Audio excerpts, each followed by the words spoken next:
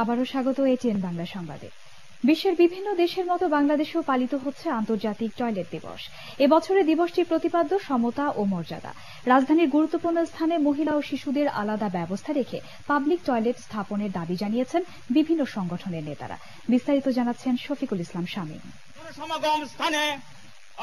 নারী ও কন্যা শিশুদের যৌন হয়রানি, নির্যাতন ও সহিংসতা কমাতে স্যানিটেশন ব্যবস্থার উন্নয়ন এবং উন্মুক্ত জায়গায় মলমূত্র ত্যাগ না করতে অনুপ্রাণিত করাই এবছরের টয়লেট দিবসের উদ্দেশ্য।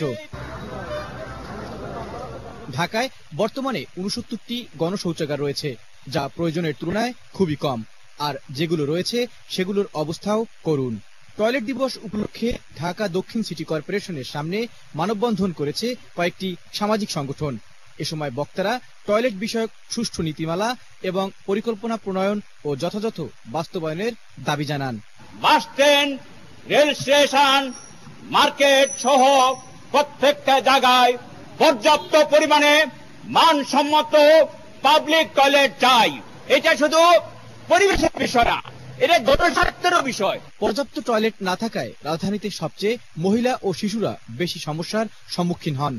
পর্যাপ্ত পরিমাণে মেয়েদের জন্য এবং শিশুদের জন্য পাবলিক টয়লেট আবশ্যক, এবং যাতে সেগুলো পরিষ্কার থাকে, পরিচ্ছন্ন থাকে, সেই ব্যাপারেও দায়িত্ব নিতে হবে। এছাড়া টয়লেট দিবস উপলক্ষে ঢাকা বিশ্ববিদ্যালয়ের টিএসসিতে আলোকচিত্র প্রদর্শনীর আয়োজন করেছে ঢাকা ইউনিভার্সিটি ফটোগ্রাফিক সোসাইটি।